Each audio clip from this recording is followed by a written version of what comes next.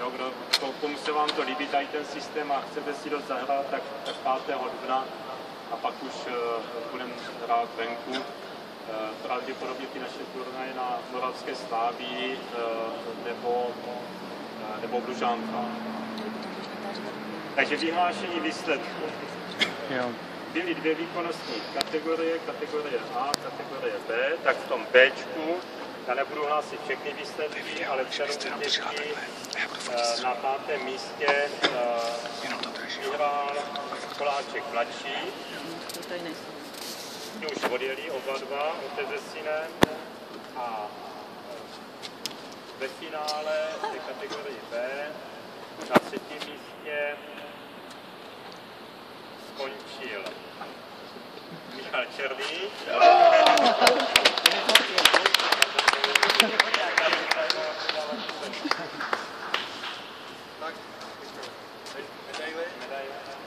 Medaili nebo nedaili? Máš to tam? Já ten to tady mám teď to, tak se musíš...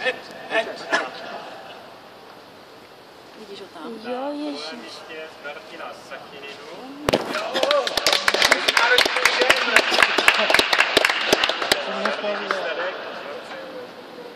Gratuluju. Na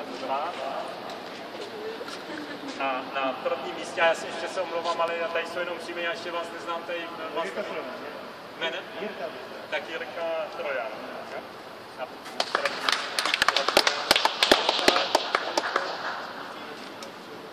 Gratuluju.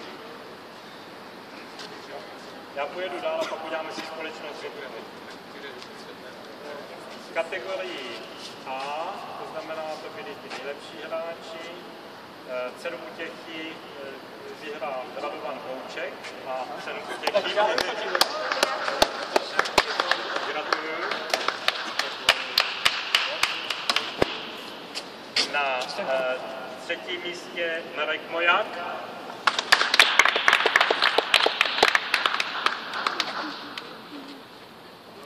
Gratuluju ti.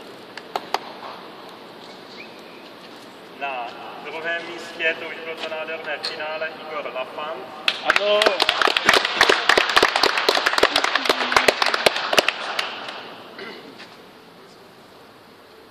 Gratuluju. A vedoucí soutěže a vítěz dnešního turnaje Luboš Trojčák. Šepanuka!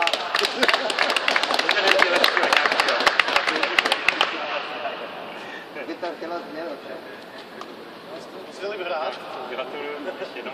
A teď vás poprosím o společnou fotku ještě tady. Ať si uděláme. Počkej, když tak Vlada to vyfotí. Ne, já musím být, počkej, já to budu, ty hráči tady. Mám to vypnout? Můžeš, jo, děkuji moc, že jsi to vypnout. Super, perfektní.